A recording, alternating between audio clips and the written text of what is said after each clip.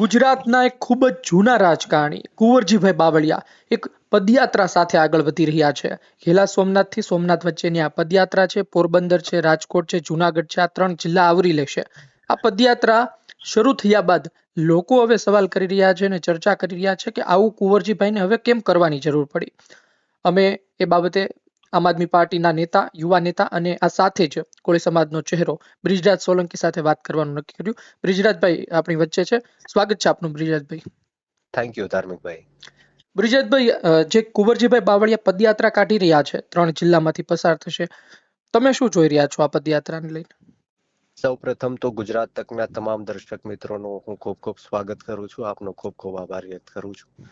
જે રીતના માનનીય કુંવરજીભાઈ બાવળિયા સાહેબે જન કલ્યાણ શિવ પદયાત્રાનું, શિવ વંદના પદયાત્રાનું જે આયોજન કર્યું છે, તો એક શિવ ભક્ત તરીકે, એક મહાદેવના ભક્ત તરીકે ખૂબ જ સારી આ કામગીરી કહેવાય કે શિવ વંદનાના લઈને, જન કલ્યાણને લઈને આવી એક પદયાત્રાનું આયોજન કર્યું છે. પરંતુ મારો સવાલ એ છે કે અત્યાર સુધી આવું કેમ કરવામાં નહોતું આવ્યું. હવે મને એવું દેખાય છે કે તમે સમાજની વચ્ચે જઈ નથી શકતા, તમે પાર્ટી લેવલે લોકોની વચ્ચે જઈ નથી શકતા, ત્યારે તમારે ધર્મનો સહારો લેવો પડ્યો છે, ધર્મનો માર્ગ અપનાવવો પડ્યો છે. ત્યારે મારો સવાલ છે કે આજ દિન સુધી અત્યારે કોઈ દિવસ આવું કરવામાં નહોતું આવ્યું, પરંતુ હમણાં તાજેતરમાં આવા અનેક કાર્યક્રમો ભારતીય જનતા પાર્ટી દ્વારા થાય છે. ત્યારે 100% હું એવું વિચારું છું કે જો જનનું કલ્યાણ કરવું હોય, લોકોનું કલ્યાણ કરવું હોય, તો ખરેખર એમના પ્રશ્નોને લઈને સરકારમાં વાત મૂકવી પડશે. જે રીતના વિછિયાની અંદર 92 નિર્દોષ લોકો ઉપર ખોટા કેસો કરીને એમને જેલ હવાલે કરવામાં આવ્યા, એ આજ દિન સુધી પીડાઈ રહ્યા છે, એમનો પરિવાર બરબાદ થઈ ગયો છે, એ આર્થિક ખૂબ જ નબળા છે, છતાં પણ મોંઘા વકીલો રોકીને એમનો કેસ લડવો પડે છે. 15 દિવસે કોર્ટ અને પોલીસ સ્ટેશનના ધક્કાઓ ખાવા પડે છે. તો જો ખરેખર ભારતીય જનતા પાર્ટીના નેતાઓને જનનું કલ્યાણ કરવું હોય, તો આ નિર્દોષ લોકોને તાત્કાલિક ધોરણે કેસો પાછા ખેંચવામાં આવે, જેલમાંથી બહાર કાઢવામાં આવે.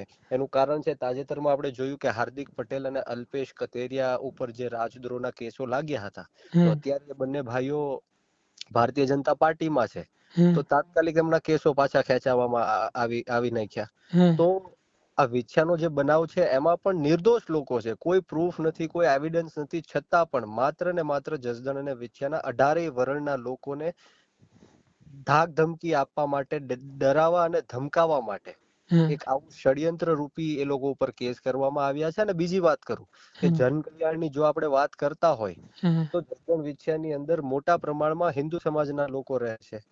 તો હમણાં જ આપણે 6 વર્ષની એક દીકરી ઉપર બળાત્કાર થયો અને જે ન કરવાનું હોય એ કરવામાં આવ્યું, ત્યારે એમને ન્યાય અપાવવાનો હતો, એ પણ હિન્દુની દીકરી હતી.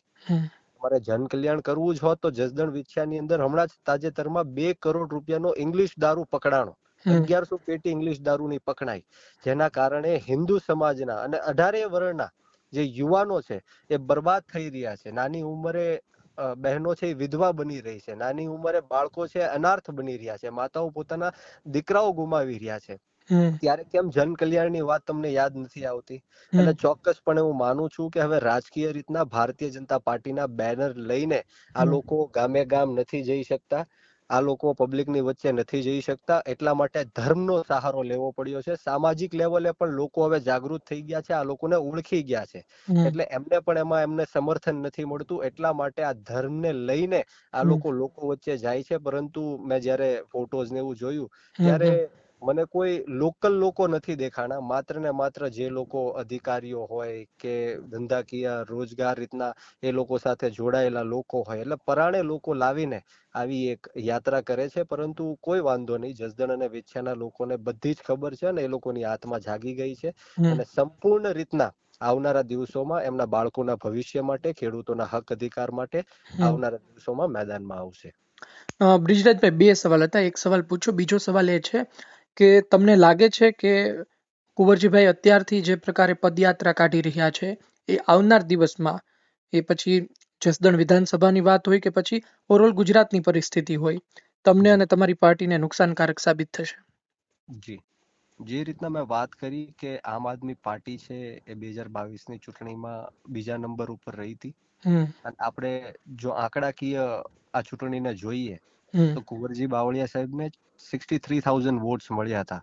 હમ અને એની સામે આપણે વિપક્ષના બંને મળાવીને વોટ જોઈએ તો 90,000 કરતા પણ વધારે વોટ થાય છે. હમ એટલે 100% એમના વિરુદ્ધમાં મતદાન થયું છે. એનું કારણ છે, ચોખ્ખું કારણ છે હમ કે જે રીતના આ જસદણ વિછિયાના લોકોને ગુલામ બનાવીને રાખ્યા છે, ડરાવી ધમકાવીને રાખ્યા છે. અત્યારે હું જસદણ વિછિયાના પ્રવાસમાં છું. હમ અનેક જગ્યાએ જ્યાં જ્યાં જાઉં છું ત્યારે જીબી કેટલા ના દિવસથી અધિકાર તમે ત્યાં છો? તમે શું હવે ત્યાં જ રહો છો? હું જસદણ વિછિયા જ રહેવા માટે આવી ગયો છું અને અનેક ગામડાઓના મેં પ્રવાસ કર્યા છે, મુલાકાત કરી છે. ત્યારે લોકોમાં ડર છે, એક હમ ભયનો માહોલ છે કે હમ તમે આવો છો ત્યારે બીજા જ દિવસે લાઇટના ચેકિંગો આવે છે, 2-2, 3-3 લાખના દંડ ફટકારવામાં આવે છે, ધંધા રોજગાર ઉપર પ્રહાર કરવામાં આવે છે, દુકાનો હોય, હોટલો હોય એને બંધ કરાવી નાખવામાં આવે છે. તો આવા અનેક પ્રયત્નો થાય છે ડરાવવાના, ધમકાવવાના. પરંતુ હવે હું ચોક્કસપણે માનું છું કે લોકો ચૂંટણીની રાહ જોઈ રહ્યા છે. હમ લોકતાંત્રિક રીતના આ ભારતીય જનતા પાર્ટીને જવાબ આપવાના છે. હમ અને મેં જે કીધું એમ કે આ હમ નિર્દોષ બાણું જે 18 વર્ષના લોકો છે એમની વાત હોય કે પછી અહીંયા દારૂનું જે કાર્ટલ ચાલી રહ્યું છે, ડ્રગ્સનું કાર્ટલ ચાલી રહ્યું છે, જસદણ વિછિયાની અંદર માથાભારે ગુંડા તત્વો જે રીતના બેફામ બની રહ્યા છે, રેપના મામલાઓ ખૂબ જ વધી રહ્યા છે, ત્યારે જસદણ વિછિયાના લોકો ખૂબ જ જાગૃત થઈને હમ આવનારા દિવસોમાં જડબાતોડ જવાબ ભારતીય જનતા પાર્ટીને દેશે. જી ધન્યવાદ. આપ અમારી સાથે જોડાયા, સમગ્ર વાત કરીએ બદલ આભાર.